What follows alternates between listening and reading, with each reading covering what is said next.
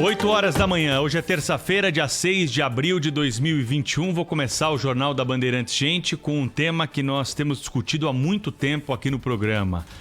A insegurança jurídica causada pela Suprema Corte Brasileira, o Supremo Tribunal Federal. Num show de decisões antagônicas entre sábado e ontem, nós vivemos um momento de insegurança jurídica no país, mais uma vez, meus amigos, por causa de decisões baseadas muito mais na ideologia dos ministros do Supremo Tribunal Federal do que na nossa legislação. O ministro Cássio Nunes Marques, no sábado à noite, numa decisão pra lá de extemporânea, liberou a presença de fiéis em cultos de forma presencial em todo o Brasil para a comemoração do feriado da Páscoa. Algo que contraria a recomendação de governadores e prefeitos em todo o Brasil. Ontem, o ministro Gilmar Mendes acatou um outro pedido e voltou a proibir a presença física em cultos, a realização presencial de missas e outras celebrações religiosas. Muitos aspectos estão envolvidos nessa questão. Eu vou destacar apenas alguns aqui para a reflexão do nosso ouvinte, para que os ouvintes possam conversar sobre esse assunto conosco, comigo, com a Thaís e com o Cláudio Humberto. O primeiro deles: não há proibição de manifestação religiosa. O foco dessas ações não passa nem perto sobre a conveniência ou não dessa ou daquela seita. O que há hoje é uma proibição de reuniões em qualquer tipo de ambiente, inclusive nas escolas. Afinal de contas, você que está nos ouvindo aí do outro lado do rádio, é pai, tá com o filho em casa, tendo aula online. Por quê? Porque não pode haver reunião. Essa é uma determinação dos médicos que está sendo seguida por governantes em todo o Brasil. Por isso, as aulas estão sendo lecionadas em grande parte da federação de forma remota, sem a presença física dos alunos na sala de aula. É esse o direito que está proibido, que está restringido, né, no momento. O direito de reunião e não a liberdade religiosa, como alguns atacam. Até porque você pode acompanhar o culto, a missa, à distância, fazer a sua oração sem se reunir, sem aglomerar. A legitimidade dessa associação que veio fazer o pedido no Supremo Tribunal Federal e acabou sendo atendida, né, pelo ministro Cássio Nunes Marques, é questionável. Tanto é que o Supremo Tribunal Federal, em decisão colegiada, depois de um voto do ministro Alexandre de Moraes, disse que essa associação não tem legitimidade para apresentar pedidos no Supremo Tribunal Federal dessa natureza, né? E aí se associou a um partido político ali para poder seguir com esse pedido, ou seja, uma manobra jurídica para alcançar aquele objeto da ação. E por fim, essa bagunça, né? Cássio decide uma coisa, Gilmar decide outra. São dois ministros da Suprema Corte. Nós temos decisões colegiadas já que vão nesse sentido. O próprio Supremo Tribunal Federal, na visão crítica de muitos, se intrometeu nessa questão genérica das regras da pandemia de Covid-19 e definiu que estados e municípios devem tomar as medidas necessárias para conter a pandemia. Então tem uma decisão colegiada do Supremo Tribunal Federal. Enquanto nós ainda assistirmos essa questão de liminares monocráticas e liminares monocráticas antagônicas que desrespeitam aquilo que o Pleno do Supremo Tribunal Federal decidiu, é um momento que nós temos que parar para refletir sobre os limites destas decisões monocráticas. É o momento em que o Congresso Nacional precisa se debruçar sobre esse assunto para evitar males ainda maiores, né?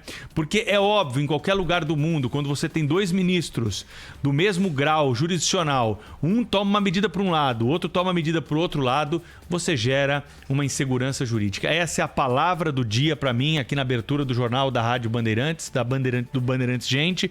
Por quê? Porque o que a gente precisa nesse momento, o que a gente sempre precisa do Supremo Tribunal Federal é tranquilidade. É um ambiente que possa garantir confiança, tanto para a população, quanto para o empresário, quanto para o investidor, quanto para as demais autoridades. E nesse show de decisões e disputa de poder por ideologias próprias, os ministros estão cada vez mais se perdendo e colocando em xeque a principal missão do Supremo, que é guardar a Constituição Federal. Cláudio Humberto, Thaís Freitas, bom dia. Vocês têm outros destaques aí para a gente seguir com o Jornal Gente aqui e trazer muita informação até às 10 da manhã. Bom dia, Cláudio. Muito bom dia, Pedro Campos. Bom dia, Thaís Freitas. Bom dia, Brasil. Bom dia. Eu trago aqui reflexões e informações sobre a vacina, a vacinação, né? E também sobre o trabalho da Anvisa. E começando por esta última, né? Aqui em Brasília voltaram a prosperar indagações, questionamentos sobre a noção de emergência ou de urgência da agência reguladora que define os remédios e as vacinas que são administradas aos brasileiros. Imagine que na quinta-feira passada, dia 1º, um laboratório norte-americano solicitou à Anvisa, fez aquele pedido de uso emergencial de um medicamento, de um remédio contra a Covid. É o segundo remédio americano que vem sendo utilizado em larga escala nos Estados Unidos, que quer trazer esse medicamento para o Brasil.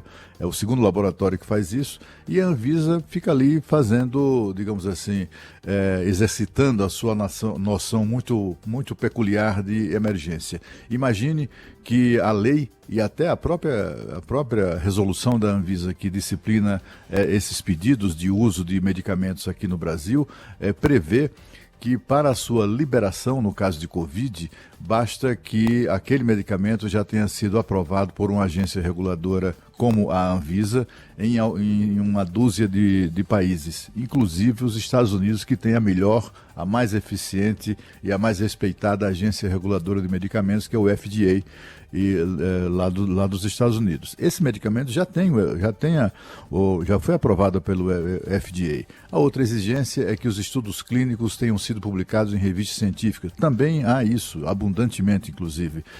Mas apesar de já preencher esses requisitos, em vez de tomar decisões em 7 dias, porque afinal de contas estão morrendo ali uma média altíssima, né? Já tivemos mais de dias que já morreram mais de 3 mil pessoas por Covid-19. E a Anvisa então anunciou que vai discutir esse assunto, na melhor das hipóteses, daqui a um mês. Daqui a um mês. Quando fez o pedido de uso desse medicamento, o laboratório americano apresentou quase 3.700 documentos. É tudo isso que a Anvisa exige. E aí, quando chegam esses documentos entregues pelo laboratório que pede o uso da vacina ou do remédio, eles só vão verificar se os papéis que eles exigem estão ali. E se der na telha, exige mais, e mais, e mais. E é uma coisa imparável, né? É bom a gente destacar isso, porque também a Anvisa convidou os 11 governadores que têm insistido em fazer contratos de compra da vacina Sputnik V, vacina russa. Em vez de agilizar os processos, a Anvisa faz um ato político, vai chamar os governadores para explicar quais são os papéis que falta a União Química, que é aquela empresa brasileira que representa a Sputnik V, que tipo de papel ainda não chegou à Anvisa. Quer dizer, a Anvisa se perde, como disse o líder do governo aqui no Jornal Gente, o líder do governo na Câmara, o deputado Ricardo Barros, a Anvisa se perde em preciosismos, né, em coisa de papel. A Anvisa é um mero, de fato né? A gente fica aqui imaginando que a Anvisa tem lá um salão imenso, laboratórios sofisticados, né, com computadores, cientistas de jaleco branco verificando, checando o medicamento, a vacina. Nada, só tem burocrata carimbando papel. São 3 dias para verificar, por exemplo, se estão todos aqueles 3.700 papéis que eles exigem, se estão todos lá. É só isso. Aí então, tem esse aqui que ainda está faltando aqui uma vírgula, devolve, aí começa a recontagem do prazo. Enfim, enquanto isso as pessoas estão morrendo, ou porque não receberam vacinas que foram negadas pela Anvisa, ou porque não tiveram acesso ao medicamento que pode salvar vidas na questão da Anvisa. O Brasil, na questão da Covid. O Brasil segue vacinando bem, no sentido de que em termos numéricos, o 5º país do mundo que mais aplica vacinas em sua população. Ontem batemos quase os 26 milhões de vacinas, de doses aplicadas, foram 25.818.000. Isso porque houve a queda, uma redução significativa de aplicação de vacina durante o fim de semana e também na segunda-feira, viu? O pessoal ainda estava ali meio, não sei, num ritmo diferente. E ontem, por exemplo, o Brasil aplicou apenas 60%, por aí, 60 e poucos por cento do que vinha aplicando desde a semana passada, com marca próxima ou superior a 1 milhão de doses. Dessas 26 milhões de doses que o Brasil já aplicou até agora, 20,1 são vacinas em primeira dose, 5,6 milhões em vacinas de segunda dose. O Brasil continua sendo, como eu disse, o país que aplica mais vacinas do que qualquer país europeu, da Europa continental, com exceção da União do Reino Unido, que está entre aqueles 4 primeiros, né, que são Estados Unidos, China, Índia e Reino Unido, são os grandes produtores de vacina, são os que mais aplicam vacinas no mundo inteiro, e o Brasil está em 5º lugar nesse ranking. A gente fica aqui na expectativa de que mais vacinas apareçam, cada vez em maior número, para que possamos todos ser imunizados. Agora, 8h11. Bom dia, Cláudio, Pedro, ouvintes aqui do Bom Jornal dia. Gente conosco, no Dial, no aplicativo Band Rádios ou então no youtube.com/Rádio Bandeirantes Oficial. Ontem nós fizemos aqui na Rádio Bandeirantes o Fórum Rádio Bandeirantes de Saúde. E eu queria abrir hoje aqui a minha participação no Jornal Gente falando a respeito disso e convidando o nosso ouvinte a uma reflexão. E se você, ouvinte da Rádio Bandeirantes, quiser acompanhar os debates que aconteceram no fórum, é só entrar no nosso canal no YouTube, que está tudo separado ali nos 2 painéis. O primeiro deles sobre saúde mental e o segundo sobre telemedicina. Bem, a gente fez esse debate aqui na Rádio Bandeirantes, numa programação paralela ao que a gente leva ao ar, para oferecer opção para o ouvinte, também para, digamos, destrinchar um dos setores que hoje está mais na berlinda, que é justamente o setor de saúde. E para fazer uma reflexão que é a seguinte, a gente já entendeu que aquela ilusão de que o ser humano vai sair melhor da Covid por causa da solidariedade, do choque de realidade, não é assim que acontece nem no Brasil, nem em lugar nenhum do mundo. Na verdade, características que a sociedade já tinham acabam se aprofundando nesse momento aqui, as boas e as ruins. E para um país que já entrou na pandemia numa condição delicada, como o Brasil, é natural e muito triste que as circunstâncias ruins apareçam mais. Mas há questões também que são concretas e que podem servir como algum tipo de legado dessa situação tão aflitiva e tão ali na berlinda pela qual a gente passa agora. Quando a gente falou sobre saúde mental no Fórum da Rádio Bandeirantes de Saúde, o que fica claro é que esse momento em que todos nós, todos, sem exceção, estamos expostos a uma condição muito mais delicada, muito mais pressionada por causa da pandemia, por causa do risco de desemprego, do risco de fechamento de comércio, da incerteza que nós temos em relação ao amanhã. Eu lembro de novo aquela pesquisa do Instituto Paraná que nós trouxemos aqui, 40% da população tem hoje como maior medo que algum parente ou amigo próximo contraia a Covid e morra. É uma coisa muito séria isso. Isso faz com que o assunto saúde mental seja colocado de uma forma diferente. E isso ajuda a fazer com que sociedade, empresas, governo tratem esse assunto tão sério de uma forma mais aberta e com menos preconceito. Esse pode ser um dos legados da pandemia. A gente entender que saúde mental é tão séria quanto a saúde física, aquela coisa da pressão alta, diabetes, também isso pode ser um legado da pandemia. Quando falamos sobre telemedicina, no painel mediado pelo Pedro Campos, o que ficou claro é que a telemedicina hoje é um instrumento generalizado por causa da circunstância, por causa da emergência, por causa da impossibilidade de fazer com que pessoas se desloquem aos consultórios. E muitas vezes a telemedicina pode ajudar. Essa vai ser uma solução para frente? Pode ser que seja. desde que haja regulamentação. Então, quando a gente fala em legado da pandemia, nesse setor, o que é necessário? Que se olhe o que está sendo feito hoje e se criem regras que permitam o atendimento de telemedicina quando ele for cabível.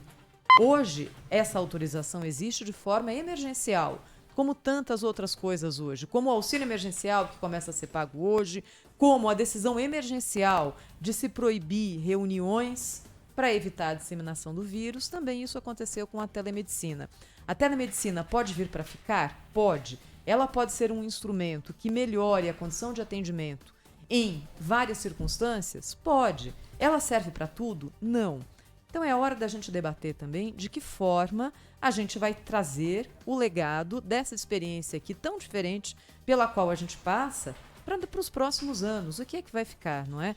As empresas hoje estão se reinventando, todas elas. Eu falei do setor da saúde porque é o assunto que a gente teve aqui no Fórum Rádio Bandeirantes ontem. Mas todas as empresas estão reinventando a sua forma de funcionar. Com o home office, mas não só com isso. Que empresa hoje sobrevive se não tiver melhorado a sua forma de agir, se não tiver achado práticas mais robustas, se não tiver enxugado custos? Quem é que sobrevive da mesma forma que sobrevivia há 2, 3, 4 anos atrás? Ninguém. Então, quando a gente fala que a pandemia não vai deixar legado, vai sim. A questão é a gente conseguir identificar o que acontece agora e trabalhar em cima disso, porque não cai do céu, não é? Não cai do céu. Então, nada vai acontecer se a gente não atuar também como sociedade, como empresa e como cidadãos. Não adianta a gente ficar também só terceirizando a responsabilidade para o governo federal. Claro que a gente tem que cobrar, mas não é só isso, não adianta. Senão a gente fica aqui só cuspindo fogo, né? Como se dizia lá atrás. Então eu queria dividir aqui com o nosso ouvinte essa experiência que nós tivemos no Fórum Rádio Bandeirantes de Saúde, mostrando como um setor está se reinventando e como outros setores também estão fazendo isso, e para a gente olhar com carinho para o que pode sim ficar de bom em termos de práticas desse momento tão delicado pelo qual a gente passa. Thaís, para mim ficou muito claro que a telemedicina veio para ficar e o Congresso Nacional não pode fechar os olhos, viu, Cláudio, para essa questão. Os exemplos trazidos lá pelos médicos que participaram conosco, Cláudio Humberto, eles são reais e irrefutáveis sobre as medidas que nós temos de benefício para o médico que não sai de casa, atende o paciente. E a telemedicina, viu, Cláudio, para minha surpresa, vai muito além dessa consulta que muitos ouvintes podem estar imaginando. A telemedicina hoje, ela é presente entre médicos também. O médico está lá, o professor de medicina está lá no consultório dele, tem um aluno, um recém-formado que está operando, e eles estão numa videoconferência e o médico está orientando o aluno naquela cirurgia no momento. É algo extraordinário, fantástico e que faz parte da nossa realidade já no Brasil, viu, Cláudio? Aliás, ontem eu ouvindo matérias sobre esse evento, uma especialista cujo nome me escapa falou exatamente, deu números impressionantes. Ela disse que esse trabalho de telemedicina, essa primeira fase verificada até agora, apenas 5% dos casos atendidos em telemedicina resultaram em internação hospitalar ou de atendimento hospitalar, né, presencial lá do paciente. 95% foi resolvido ali pelo computador, né? pela videoconferência. Isso aí pode ajudar muito em tudo, né? Ajuda ao cidadão, sobretudo o cidadão, porque afinal ele tem acesso à solução do seu problema de saúde, na maior parte dos casos, sem precisar de ocupar unidades de saúde públicas ou privadas. É bom, portanto, para essas unidades, é bom para o cidadão e é bom para o profissional. E eu acho, inclusive, que a telemedicina permitiu uma coisa que é difícil presencialmente, né? Cada vez mais difícil, que é o atendimento, né? Olho no olho, presencial, né? Entre aspas, né? No sentido de que o médico está atendendo a você, né? Eu tenho um compadre querido que mora em São Paulo e que é cliente do Dr. Calil. O Dr. Calil é certamente dos profissionais médicos mais requisitados do Brasil, né? E, no entanto, ele, durante a pandemia, ele se consultou, quando foi necessário, se consultou por videoconferência, assim, na boa, né? E tudo resolvido, foi tudo resolvido a contento para todo mundo, para o médico, mas principalmente para o paciente. Eu acho que a telemedicina chegou para ficar. Esse novo normal aí, é uma expressão que eu não gosto, mas enfim, é muito usada.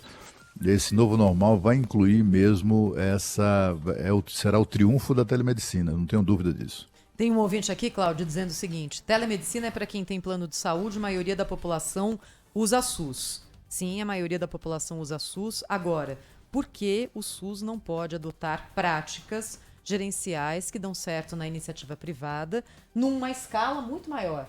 Numa escala que atende a 80% da população brasileira, não é? Então, é isso que o Pedro está dizendo. A telemedicina não é simplesmente a consulta pelo celular. Se bem que eu não sei por que isso também não possa ser feito no SUS se houver conexão claro das que duas pode, partes. Claro que pode. Agora, a possibilidade de você ter conhecimento... Pode e vem sendo feito. Não é? E a possibilidade, Cláudio, de você ter conhecimento de quem já está no topo da carreira, chegando para quem está na base, atendendo ali, por exemplo, médico de bairro, médico de família, recebendo a orientação técnica daquele médico que hoje é o professor doutor da Faculdade de Medicina da USP e que não vai se deslocar até um lugar remoto para atender um paciente, por que isso não pode ser feito também dentro do Sistema Único de Saúde? É isso, quando a gente fala que esse momento aqui tem que deixar alguma coisa de bom, não é possível que não deixe, é isso, é as pessoas tomarem também coragem de fazerem coisas diferentes, de mudarem procedimentos. No setor público é mais difícil? É mais difícil, é mais lento, tem procedimentos mais arraigados, às vezes parece ali aquele, né, elefante andando devagarzinho, mas por que não? Nada impede, não é? E o SUS, na verdade, é melhor do que a gente pode imaginar, né? Tem muita gente que não usa o SUS, nunca usou o SUS, e está se surpreendendo agora com o desempenho do Sistema Único de Saúde no Programa Nacional de Imunizações. Só há elogios com relação ao comportamento do SUS, a atitude do SUS, a organização do Sistema Único de Saúde, né? Tem gente que passou a vida inteira pagando plano de saúde, cara, conheço várias, já ouvi depoimentos de várias pessoas nessa direção, que passam a vida inteira pagando fortunas para ter um plano de saúde privado, e aí quando não tem jeito a não ser procurar o SUS, como no caso da vacinação, se surpreende com o atendimento, com tudo, com toda a estrutura disponível. Todos os postos de saúde, todas as unidades públicas de saúde no Brasil, se ainda não estão prestes a ficar completamente informatizadas, né? Até porque é o processo, é muito sofisticado o processo, que foi inclusive explicado aqui pelo ex-prefeito de Senador Canedo, aqui em Goiás, que é o senador Vandervan Cardoso, autor daquele projeto que autoriza as empresas privadas a importar vacinas, né? Aquele senador é empresário bem sucedido, etc., acabou eleito prefeito dessa cidade e descobriu que o SUS funciona. É só ter uma questão de gestão, não é de falta de dinheiro. Dinheiro tem à vontade para financiar as atividades. Estou falando na época pré-pandemia, né? E aí ele descobriu que se ligando ao Ministério da Saúde, se ligando ao SUS por meio do computador, né, da internet, tudo ficava muito mais fácil. Então, assim, cada consulta, cada procedimento, cada despesa que o município tem, é só entrar no computador, na mesma hora, entra no computador, informa, demonstra ao Ministério, preenchendo lá aqueles formulários e tal, não sei como é que é isso, mas informa ao Ministério da Saúde o procedimento realizado e no segundo seguinte o dinheiro cai na conta da Prefeitura, indeniza a Prefeitura pelo serviço que foi prestado ao cidadão. Quer dizer, funciona. E funciona de forma informatizada. E olha, isso não é de agora não, isso é já há vários anos. Esse político que nos explicou isso, que hoje é senador da República, isso foi da época que ele foi prefeito, sei lá, 5, 6 anos atrás. Quer dizer, é uma coisa que não é de agora, o SUS funciona. E eu acho que funciona cada vez melhor. Tem problemas, é claro que tem. A clientela do SUS, que é o nosso plano de saúde do povão, é uma clientela imensa e isso, é claro, dificulta a qualidade do trabalho, mas está cada vez melhor. E olha, para ficar claro, Cláudio, o tamanho do SUS e as experiências diferentes que acontecem dentro do próprio Sistema Único de Saúde. Muitos ouvintes aqui trazendo suas experiências pessoais. Uma ouvinte dizendo que na Unifesp, em São Paulo, já há 6 anos se usa a técnica da telesaúde. Ela diz que é esse o termo que se usa e não telemedicina por lá. Aí tem um outro ouvinte dizendo o seguinte: minha esposa é enfermeira em posto de saúde. Cada paciente que ela atende tem que preencher 7 papéis com as mesmas informações. Não existe um sistema unificado. E aí o Antônio, da Vila Formosa, está dizendo que teve uma teleconsulta no dia 26 pelo SUS, UBS Vila Formosa. Fui muito bem atendido, você passa 2 dias antes, deixa o seu prontuário e o médico liga no celular dele. Ou seja, tem experiência já acontecendo de sucesso. Em outros pontos, é uma realidade que ainda está muito longe de começar a ser usada. Mas dá para fazer também, já que eu falei de ouvintes. 11 999 048756. Os ouvintes participam conosco aqui do Jornal Gente da Rádio Bandeirantes, comentando os temas de abertura desta terça-feira. Célio Cliver, de Diadema. Com relação à videoconferência, o SUS também vem aplicando isso desde o início da pandemia.